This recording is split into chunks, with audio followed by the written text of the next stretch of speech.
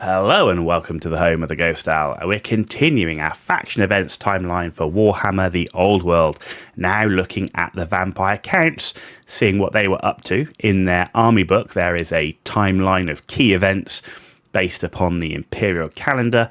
The Old World was set at the end of the 23rd century, so we're going to look at what the vampire counts were up to before Warhammer the Old World's timeline at the beginning of the 23rd century all the way through to just after and into the 24th century. So in 2145, determined to end the threat of the vampire counts once and for all, the various factions of the Empire unite and along with dwarf allies scour the dark forests of Sylvania. Manfred is finally brought to bay at Helfen, where he is defeated.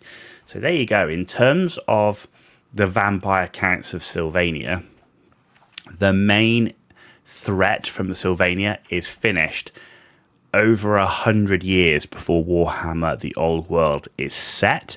Now, Manfred was never officially confirmed as killed during these army books. So yes, technically he's still alive, but there are no major events with Manfred during the time of the Old World. Now, it doesn't mean that there aren't vampires and undead in Sylvania, just that they were not really a threat to the rest of the Empire, who was obviously going through the War of the Three Emperors at that time.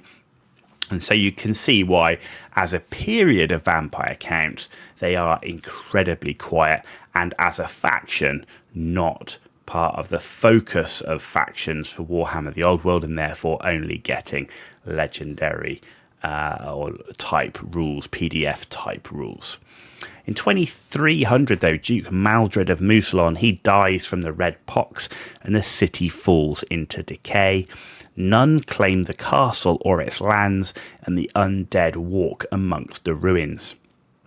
In 2304 to 2305, the forces of Ostermark fight several battles with the undead hordes of Valdekir Ratep, before the vampire is eventually slain by Captain Stefan von Kessel.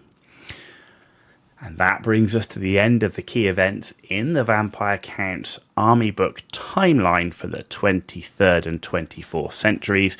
So you can see that even in the 24th century, there was almost nothing going on with the vampires. So, certainly this 200-year timeline area, it is there's not a lot going on as a key event in the Old World at this time.